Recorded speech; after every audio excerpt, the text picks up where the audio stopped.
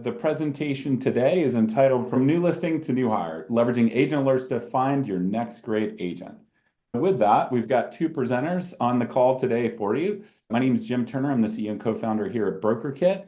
We at Brokerkit help residential real estate brokers ramp their growth by improving their agent recruiting and retention. With a tech platform, we happen to integrate with Realytics, and we also have Rob from Realytics here. I'll let you go ahead and introduce yourself. My name is Rob Keefe. I'm a third generation realtor and I've been a broker since 2000. Ran a brokerage for 11 years, was our state chairman. So I've sat in the shoes of you guys out there doing the broker owner job, recruiting, dealing with agents and so on. Hopefully what Jim and I bring you today is going to be a little bit grounded in sort of the messy and kind of crazy reality we have in our business. Absolutely. Thanks, Rob. Glad to have you on. With that, we'll start out with the challenge. Let us know, Rob. We're talking about recruiting agents. And is there anything more difficult than selling to a salesperson? They know the shtick. They know when you're reaching out to them, sort of what you've got in mind. You're already working on a very hard target. And the goal here is to break through all the noise, to break through all the sort of natural defenses that people have about being sold to or about being entered into a process, and get through to the point where you can establish a relationship. That's really the end goal of what we're doing, especially at the top of the funnel in the recruiting world, but also as we sort of move agents through that recruiting funnel from prospect to someone that you're having conversations with, to someone that you know really well, and to someone that's going to become a teammate and a colleague of yours. So how do we do that in an environment that is increasingly saturated with just told amounts of spam email, or people that are just very distracted and trying to pay attention to too many different devices all the time? How do we get folks' attention to be able to get our message across and begin establishing a relationship? That's the challenge that we're here to talk about today, that Jim and I are going to be able to present some technical tools to help with. Do you struggle with initiating conversations with your ideal agents? The majority of the folks, 65%, are struggling with initiating conversations with the ideal agents. Now, let's talk about what to do about that challenge. Most of you are having this challenge, which is to say the initiating part. I think that's probably what you're focusing on. The other 40% have perhaps been able to initiate that conversation. They'll take your phone call. But now the challenge becomes maintaining and furthering the relationship, right? This is ultimately the goal of what we're talking about today. The goal of recruiting is not to enter things into a CRM or send emails or update a spreadsheet. It's to build a relationship. The question is, what tools are out there, or what additional arrows in our quiver can help us build relationships with people we don't know very well or only know professionally? And I think the promise that we're talking about today, and the tools that we're going to discuss today, is the value of having information that's very timely, that relates to something that's going on in that prospect's professional life, that you can latch on to and use as the basis for forming a real conversation. So instead of doing the sort of dreaded, call it the hall monitor call, hey, Jim, just calling to check, how's everything going with you? How's your January starting? That's the sort of, to one degree, it feels insincere. To the other degree, it puts the workload back on the person you're calling to come up with something to say, versus coming up and saying something like, hey, Jim, congrats on putting 434 Maxwell under contract. I know that was a tough listing. It's a unique one, and I think you did a wonderful job in marketing that.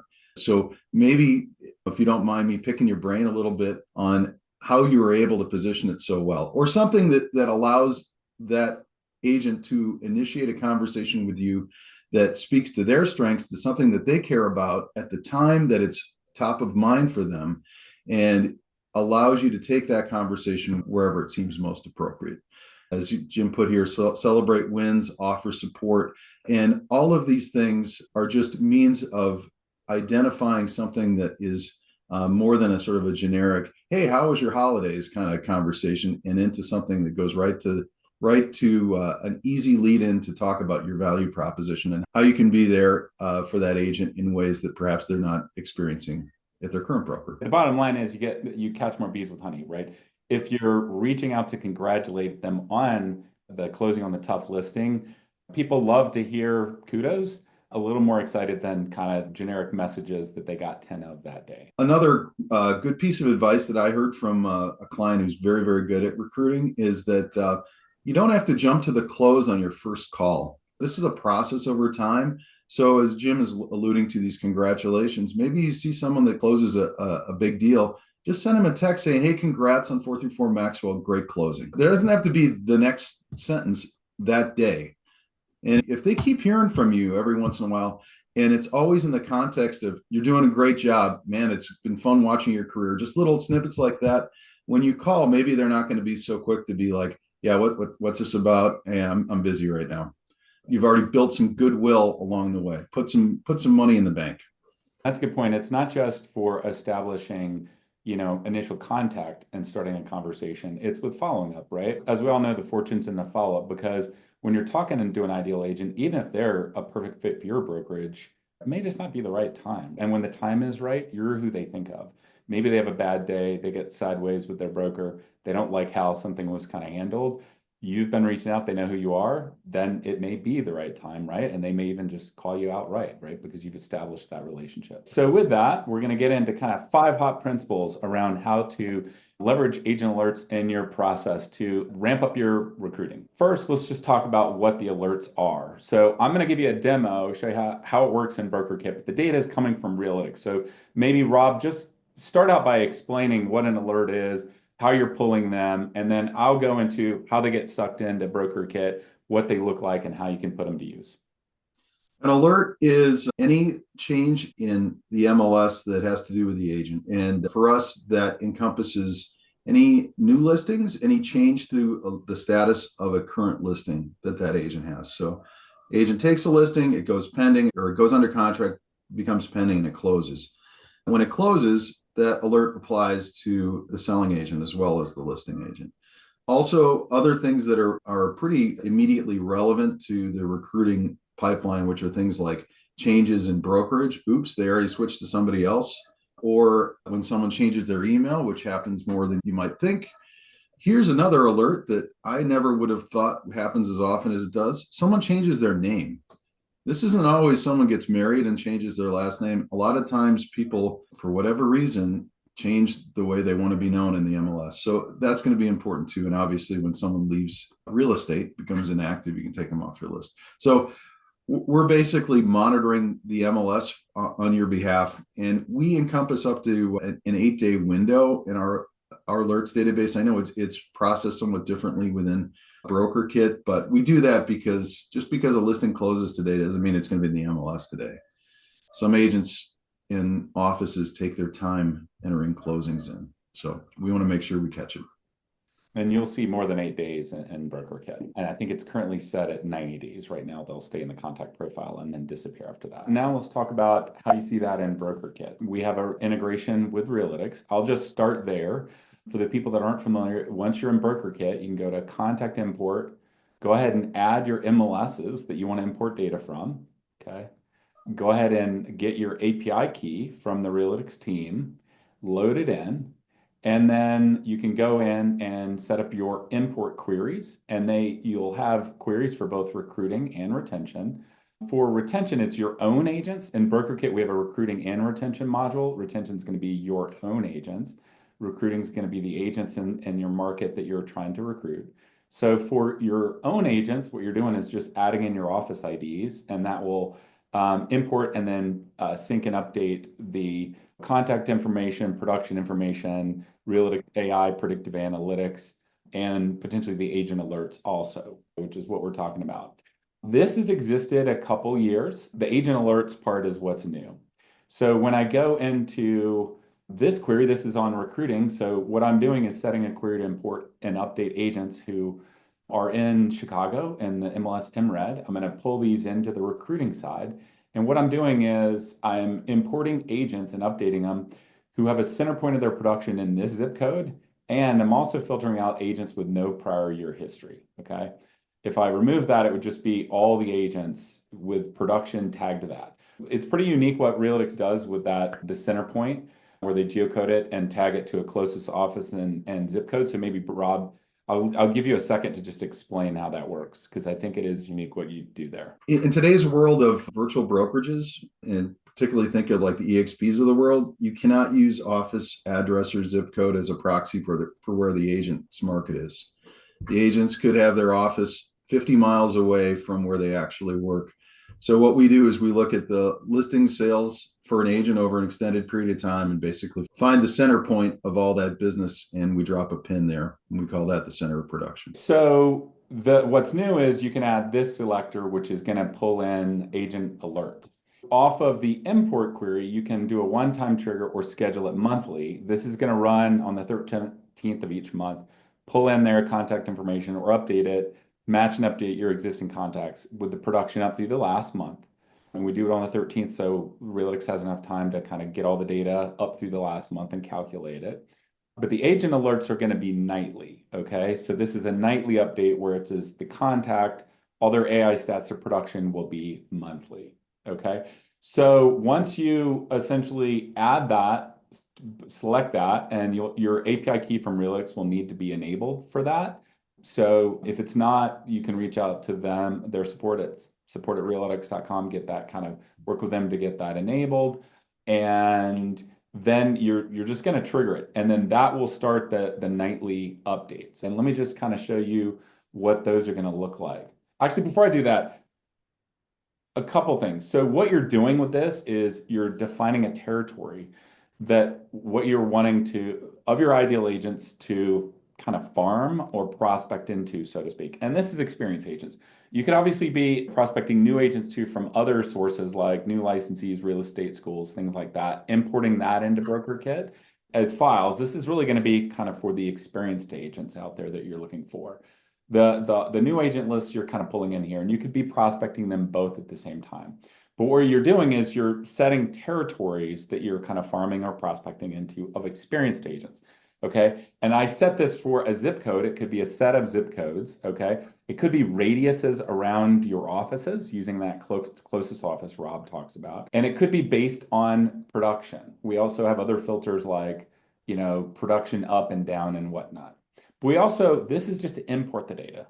We also have filters. So if you're going out here, you can also filter on these, like their production up and down, number of units, the Realytics AI stats, which we've covered on previous webinars. To keep this brief, we won't go all the way through them, but you can use this to filter down. So think of the queries are to define your territory, sync it into the account. The filters are to drill down to be able to send more personal communications with them, okay?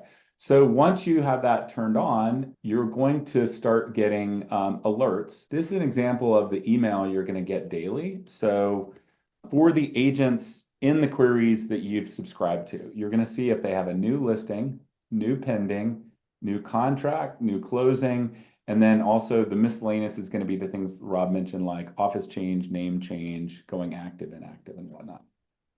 So what you can do is you can click on the section to see all of those types of alerts, like all my closings, or I can just click on somebody uniquely. So I'm going to check out Clarissa. It looks like she had a closing. I'm going to be able to see, because it's syncing in, obviously all her contact information, her recruiting stats, like in terms of production, the AI and predictive analytics from Realytics, but now also the agent alerts.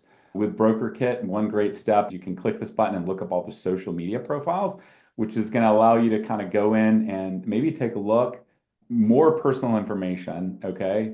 I can see where she went to school, who she's following, recommendations, skills, the fact that she started as a teacher, all information you can use to personalize your communications to make it easier to kind of have, and also when you connect, gives you reason to reach out, right? You could see that she got an award or she's got family or personal events that you can mention. So the alerts are going to show up here. So we're going to check out her closing here. You're going to see the address.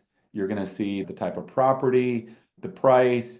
You can also see who the co-broke is. On the retention queries, by the way, you can turn this on, watch it for your own agents to give them a congratulation on their closing, but also see the co-broke, which is probably your best recruiting leads out there because they've just recently worked with you and they're probably going to be a little more receptive than the average person on outreach, okay? You can also view them in the bell. They're going to come in this way. So in the bell here, the notification center for Brokerkit, you can already see opens on emails, clicks on emails, text replies.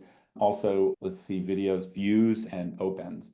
But I can go in and just see if I want to filter down to just closings. I can go see and just follow real time as they come in and kind of go in, get their information. Okay. So that's what it's going to look like as they flow in. One other setting too, I think is important, especially if you have multiple people in one account, is you can go into user settings, notifications. Right here, you can toggle whether you want the email and bell alerts, but also this is really important. You can set it where you want to see all alerts, just the ones assigned to you or the ones assigned to you or unassigned. Okay, so what that means is, in a bigger brokerage where you've got multiple offices and you have say like a managing broker for the office, you can assign out, as you're importing the agents, you can assign it out to your managing brokers and they can turn it on to only watch their own agents. They're not getting overwhelmed with, like, for instance, in a city like Atlanta, there's some people on there, right? There's a lot of agents in Atlanta. You could very easily overwhelm one of your people by having them view all alerts. So real easy to just go in, you can bulk select and assign those out. And one thing that's really handy based on what Rob talked about earlier is with that tagging everybody to your closest office or zip code, you can filter by office and assign out, or excuse me, by zip code and assign out to people, or by your closest office. And just find all the agents tagged to that office manager and assign it out to them. So then they get the alerts for their people. So you're giving them, hey, I don't need you to build a relationship with everybody in Atlanta. I need you to build the relationship with the people within this radius around your office or these zip codes. Let's see, go back to the slide. I kind of indirectly touched on it just now, but like the one recommendation I would say is this can be a lot of data and it's easy to get a little overwhelmed. We recommend you start with probably tighter queries that this is turned on, and then kind of expand once you feel like you've got a good rhythm. If you have a lot of queries, you're importing a lot of agents and you turn it on, it could be a little overwhelming, especially if you're seeing all alerts and none are assigned out to any.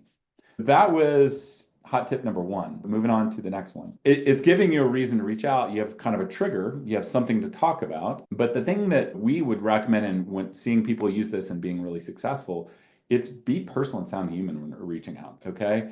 View it as Rob said, it's a list of people that you're trying to build a relationship with. It's not a list of leads that you're going to kind of blast into submission to get on a meeting with you with campaigns, right? It's giving you a way to connect with them. And just keep in mind, now may not be the time for them. And in fact, probably 80% of them could be a great fit. It's just not the right time, right? So you've got to follow up with them. So cut through the noise with personal messages. They're really going to be received well. The example Rob mentioned, hey, this is a really tough listing, really congrats. The other one is, right, that we showed you how to pull up their social media, use that in some of the communications also. I told Rob before this is I went to University of North Carolina. I'm a Tar Heel. I get probably 10 emails a day of spam for the last 20 years, or solicitation emails. There's precisely 5 times in that 20 years somebody's ever mentioned Tar Heels, and I love talking about Tar Heels, right? The next one, don't over automate. These are high intent recruiting leads. Keep it personal. Consider automation once you have a good system, but I don't recommend you go in and just start necessarily triggering campaigns until you have like a good system down. Once you do and a good flow, and I'll give you some example flows in a sec, then build a short kind of automation around it using campaigns. In terms of message format, the other thing is we recommend when sending messages to people, you decide whether it's going to be informational or conversational. Informational mails would be, and text would be like, hey, I have a training event coming up, or we have this social event. HTML style emails can work well for that. Conversation is more like, I'm trying to start a conversation. Newsletter, HTML emails, lots of text don't work great for that. If you're trying to start a conversation, what's going to work better is short conversational messages. Think 2-3 sentences, end on a question, okay? And I even like Rob, warm them up with a few congrats first before you even go for the call to action, right? Because you've got through time, right? But shorter content, sound like a human reaching out as a content. The next one is use video content. In Brokerkit, this is something that works really great. We have when we track kind of like what features our power users use, and the video is heavily used by the power users. So what I would say is the people that use it a ton, but not everybody uses it. I recommend it's a great way to integrate in. So you can send a video, email, or text. You just go into the text or email editor. You can go in and record them a personal video right then, upload something kind of professional, go grab it out of your library, send it over. But an example would be, I'm going to send them a personal message saying like, hey, Daniel, or actually, let me go back to my example before, Carissa, right? I can send Carissa a video just saying like her recent closing was, right, Winchester. Hey, Clarissa, we haven't met before. Wanted to just reach out and introduce myself. Seems like you're really crushing it. I'd love to go grab coffee over the next month if you have time and see if we could help each other out. And just send it as a video. The video it's going to stand out. It's unique. It's going to show that you took the time to be personal. And you can also include some of this personal information from the alerts, from their profile, from their social media, which is really going to stand out. You're going to have a much, much higher response rate. So think these days, what doesn't work great is select everybody in the MLS and send them one email a quarter, like especially a newsletter email. What works better is cut it down to kind of like more of a tight list of ideal agents, reach out in a more personal way. The next one would be our AI assist. So, we have some prompts. You can go in and edit them however you want. But like one of the things that I think is a cool trick that not many people know about is you can do voice typing to feed this. Okay. And I'm going to show you an example. I'm on a Mac. If you hit and on the keyboard in the bottom left, the globe twice, it turns on voice typing. If you're on a PC, you hit the Windows key plus H. Okay. So Rob gave you an example earlier of what to say to someone. So this helps you draft the communications in email or text. So let me just show you. Write an email to Carissa mentioning congratulations on your closing on 100 Main Street. As I know that was a really tough closing, really impressed with how you marketed it. That was really unique. We haven't talked before, but it seems like you're really crushing it. I'd love to grab coffee with you over the next month if you have time. Let me know some times at work. And be sure to end on a question. I'm going to go ahead and just generate that. And then that's using OpenAI's GPT-4 integration. We send it system instructions to train it. It is a broker recruiting. We've also trained it on our variables, for instance. So you're going to get different messages than you would with like going into ChatGPT, but it allows you to, and you can regenerate it or revise it to make it a little more personal. But this is just a quick way between the video and this to send, you have a lot of personal information, and now it's going to help you send like really personal messages quick, right? Think if you get your mail daily, right? In a very short amount of time, you're able to reach out in a very personal way to these people with like really interesting things that are going to kind of stand out. And it's not going to look like the email that they're getting in their inbox. I would also mention we have a webinar on this last year. In the last couple of years, it's gotten a little harder to get email, text, and calls delivered, right? And you need to focus more on quality. Last year, Google changed their email guidelines. We did a webinar on that specifically, which you can see on our YouTube channel if you're not sure. But basically, one of the things they said is you need to keep below a 0.3% spam rate on your emails or you'll have deliverability issues, okay? What that means is if you send 10,000 emails, no more than 30 people can mark it as spam. And if more, you're gonna have issues. These kind of emails, you're not gonna have issues with, okay? So think kind of personal messages because it's much more likely for the people to be excited about getting that message. That's hot tip number 2, be personal and sound human. So the next one is don't be afraid to pick up the phone, okay? So think of this as kind of warm versus cold outreach, right? Because you're having, especially if you've just sent them congrats out of the blue before, right? To establish who you are. Then you go for the kind of call to action of, hey, do you want to grab coffee? You've warmed them up, right? It's not just a cold call out of the blue. At the end of the day, the best way to start a relationship with is a conversation. Now, that could be on the phone. That could also be in an event. That could be with an agent at an open house, a board event. You're doing some kind of CE training. If anything, you could have 30 conversations at once. But at the end of the day, that conversation is where the relationship starts. So these are high quality, high intent leads. So just don't spam them with generic messages, right? And also, when I hear people say, well, I just want to send emails and texts, I don't want to do any kind of calls or, things like that, it just isn't going to work as well, right? At the end of the day, that human contact.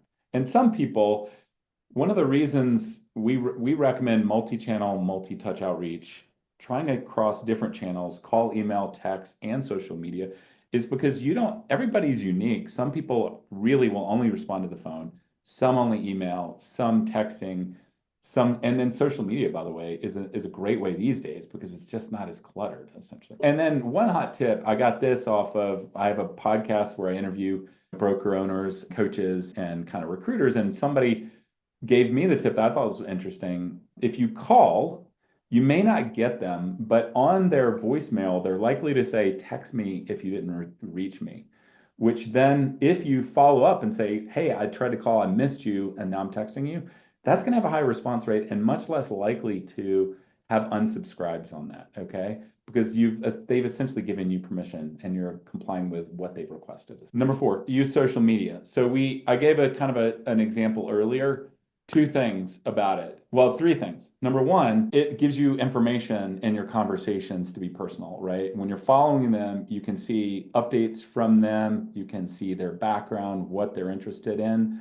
It's really going to kind of help out, right? And if we go back to Clarissa, that Brokerkit feature is going to basically, what we do is we have a third-party service.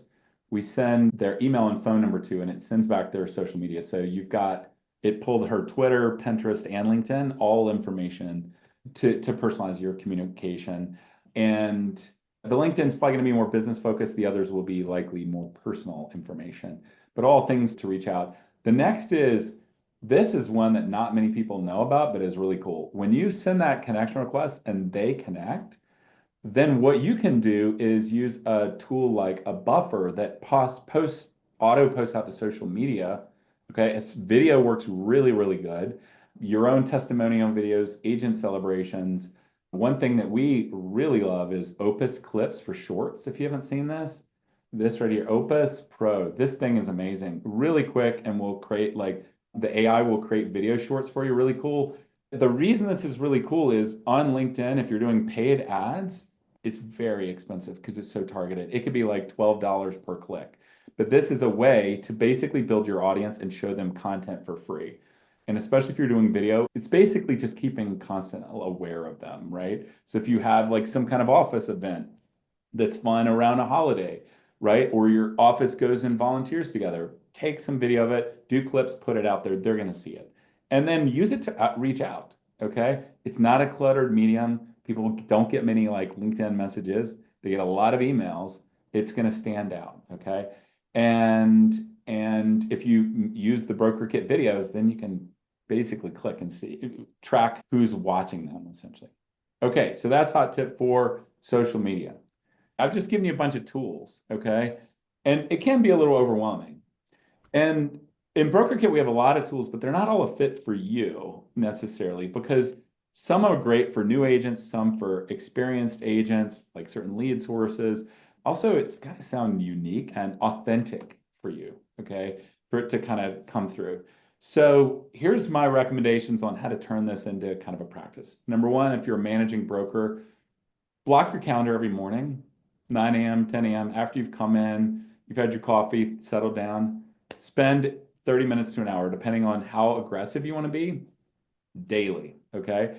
You're going to get your email coming in, and it's going to give you folks to follow up with in that time frame.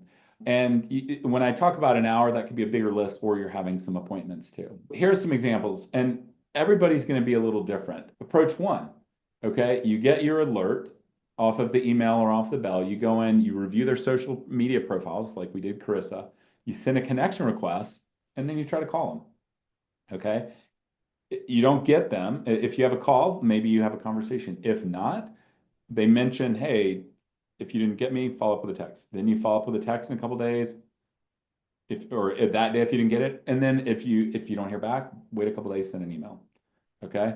Approach 2, this is a little different. So review the social media profiles and then send a connection request. Then just send them a video, send them a personal video, and then just wait to see who watches it. You're going to get a bell and an email notification who watched the video. And then call them because then it's going to be kind of a warmer call, the people that took the time to watch it.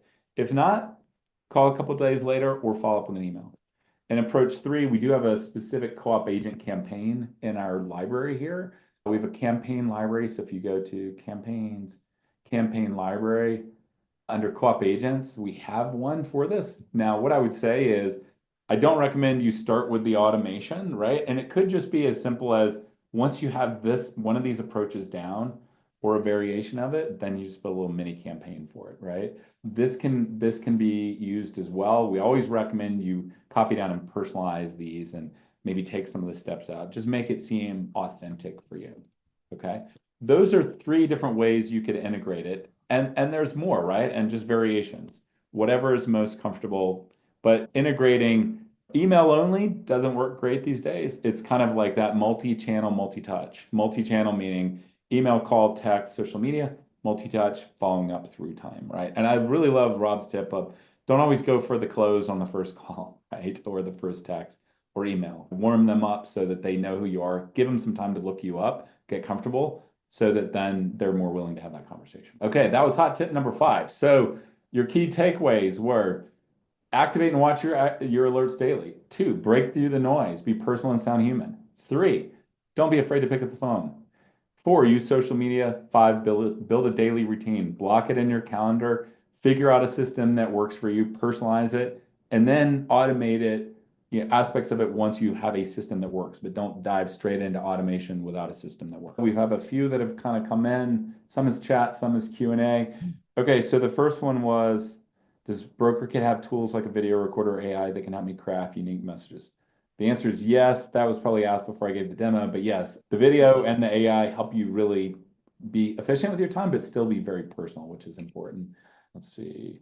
Yeah, Jennifer in Colorado also asked about how to use those alerts for agent retention purposes. I think the answer to that at a high level, without knowing the system as well as you do, Jim, is you're basically dating your own agents here as well, right? You want to stay in touch with them, show them the love and attention, particularly if there's agents that you're concerned about, either because they're struggling or because you're using a tool like our switch risk and that's flagged them as being a flight risk to the brokerage. It's hard to keep track of every single thing going on in your office, particularly if you're running quite a few agents. And setting up alerts on your own agents is a great way to sort of keep your head in the game on what's going on inside your own four walls. Yeah, I would agree, right? And so just to give you some practical examples, so going back, when you're setting your import queries here, right? You're setting up your retention queries, you're importing your own agents, right? They're going to be on the retention side here. So we have filters on the retention side, just like recruiting, right? So Rob mentioned switch risk. I'll jump there, right? You can go for your own agents, go to switch risk, filter on your, by color, your reds, and I'll let Rob tell you what that means, but that's a really powerful indicator. Yeah, this is a tool we pioneered back in 2018 that looks at agents' pattern of behavior and compares it to agents who have left their brokerage. So think of it like a credit card fraud alert. Something about the way this agent's behaving in the market is similar to agents who have left. And it's just a way to focus your attention and get ahead of the game on people that might be exploring their options. Not a crystal ball. It's just a way of directing your attention into a certain subgroup of agents in the office. And of course, you're also going to be able to track, for your agents, there are other AI stats like rookie potential, listing effectiveness. You're going to be able to track, your own agents here too on their closings. It's giving you to reach out. Okay. But at the end of the day, right, like keeping in touch with your own agents is ultimately key to helping them successful and retaining them and showing the value so that people are reaching, just like you're reaching out to people are reaching out to them, right? Don't give them a reason to take that call and be interested in joining that other meeting, right? Constantly kind of sell the value to them. And we have another question. So her question is, what's the best way to show value to the already high earning agents? These are people that are doing just fine. What possible approach could you have to someone like that? If they're making a lot of money and they love all the people in the office and they love their manager and and they love their commission plan, then you probably don't have anything you can tell them that's going to make them switch. The chances of all those things being true is not particularly high. In my experience, thinking about some of our the high producing agents that I've worked with, and I know here in our market, there tends to be. I hope I'm not offending any of the numerous people on the call here with this statement.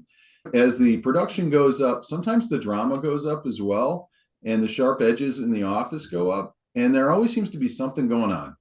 Either with their manager, with another coworker, someone beat them out on a listing within the office, and that seems very unfair. So you won't know this, and there's no data tool that's going to provide sort of that level of information. But I think what you can provide them is options, right? They want to know, like, hey, if this thing keeps going downhill in this office, where else could I see myself working? And everybody's going to be sending them sort of the, hey, you're a great agent, come work for us pitches, but they're going to want to work with a person, not with an office. So it's personalizing you to them, and it's laying the groundwork for that time in the future when they've just had it and they're ready to look at other options. That'd be my answer to that, other than the obvious sort of commission based, income based appeal that some folks have. But it's letting them know you're out there and what kind of person you are. Are you the kind of person that they could see working with or working for? At the end of the day, they need to know, like, and trust you so that when the time is right, you're the one they want to talk to, right? Really great question, though. So I just wanted to point, and excellent thoughts there, Rob. Let me just add a couple things. So we did just for the folks on the call, if you're an existing Brokerkit customer and you go to product training, our training calendar, we've recently kind of revamped how we did training. And it's relevant for this conversation. This is new, agent recruiting with Brokerkit. This is like I lead every Monday and Wednesday, twice a week. This is more on the strategy. Once you've got the tech set up, the strategy, that first slide in there is your vision.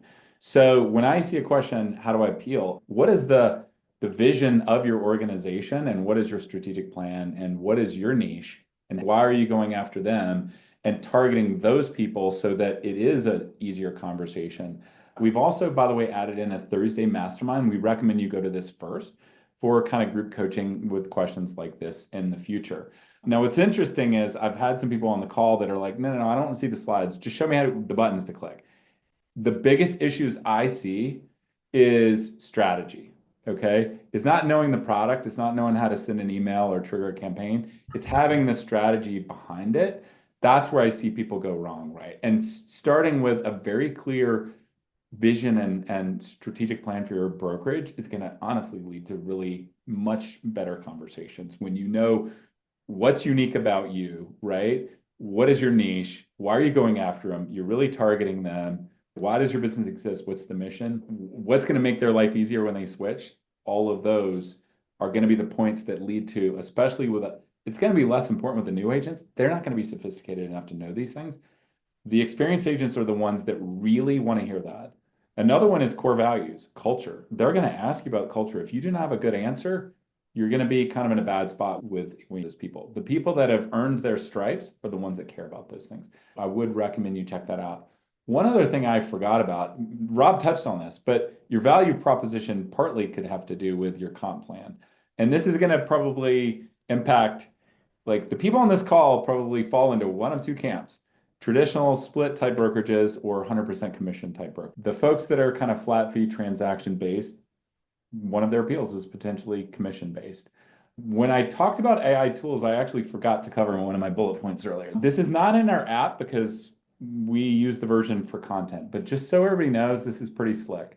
So in ChatGPT, they have a new model called O1, which uses advanced reasoning. Okay, this came out over Christmas. Not many people know about this. It knows how to do math. It can, in fact, do calculus and PhD level math. Okay, not that you need to do that, but what's cool is it can help you figure out commission differences. So this is an example I like to show people. We've got some folks from Realty Run Group on here, which has a more flat fee transaction-based model. What you're asking, so it knows how to do math, but it also has scraped the internet of all the content. So it knows comp plans, okay, for the different brokerages. If you want to ask, what is the comp plan for an agent with Keller Williams, it can actually tell you, but it can do calculations on it, which is really cool. So what I'm saying is, okay, and this is an example off an alert. Say I got an alert, okay, and I found an agent in Chicago who this is a specific one in the database that I was showing you, who works for Ingalls and Volker in Chicago, who sold that amount in the last 12 months. I'm saying I'm a broker with Realty One Group, and I want to attract agents by offering them a commission plan that allows them to keep more of their commissions. What would her sales have been at Realty One Group, or excuse me, at her current brokerage? What would they be, and what would be the difference? So it can do the math here, compare them, say what her likely commission is. Now, she could have negotiated different splits, but this is directly going to be correct based on knowing on average how the brokerage's model works. And it's going to tell you the delta. So for the people that have a model like that, right? Like this is one of the ways too. And for small independents, it probably wouldn't know your model, but you can just copy and paste it in there and have it do the math for you. There's a certain kind of brokerage where this is a fit for. Obviously, the traditional split type brokerages probably are competing against this, right? And then you need to focus on the value, but you probably should still know the data, right? And it also is on the retention side for your aim agents why you need to show the value, because that other people could say something like this. I love the use of the O1 model here, Jim, but let me take the side of the traditional brokerage on this. I think there's still a way to use this. If you're at a graduated split brokerage or a traditional model, I would have framed the ask something more like this. I'm at Baird & Warner. I'm trying to recruit a Realty One Group agent who closed this much business. Our split for that particular commission or that particular production level would be 75-25. Show the difference in earnings and compare that to number of staff hours they would have had to have invested to provide the services that we provide a la carte at Baird. In other words, try to take the other side of that argument, which is, yeah, as a low-cost business model, you may have a higher top line, but you're going to have to pay for a lot of services that are included in our model. Or perhaps show the difference if we could have made this person 5% more productive. So there's ways for it to do the math if you sort of lay out the scenario, I think is I guess what I'm saying. And you can approach this from really any commission model. I love that. I need to create an example of the flip side, right? Because it knows how to do math, feed it the assumptions, like how many hours does the average agent spend their showings or their marketing or doing the videos and kind of posting all that. Like there's certainly value associated with that, especially if someone has the ability to sell more if they had less admin, work on their plate essentially and end up selling more. So it could help you calculate that for sure. Great idea, Rob. Oh, there was a question, will a recording of this webinar be available so I can share? Yeah, absolutely. It'll also be in our YouTube channel for Brokerkit. Also have a podcast. The podcast videos are out there. The Broker Growth Accelerator on Spotify and Apple Podcasts. What we'd love is go out to the YouTube channel and hit the subscribe button, and then you'll get notified of future ones when this one's posted. So I think we're probably going to wrap it today. For the existing customers, get your agent alerts set up, start using it. I think you're really going to benefit the folks that maybe have one of the products, not the other ones. Consider that. The customers that have Brokerkit and Realytics but don't have the alerts, definitely reach out. I think it's going to really increase the value there. And anybody who's not a customer, reach out. Love to hear from you. Thanks, everybody. Any parting words there, Rob? Happy to fill anybody in on anything we do here at Realytics as well. sales@realytics.com or visit our website. Thanks so much. Google us, Brokerkit. You'll find our website. Sign up for a demo. Love to talk to you if you're not an existing customer. Thanks so much and have a great day, everybody.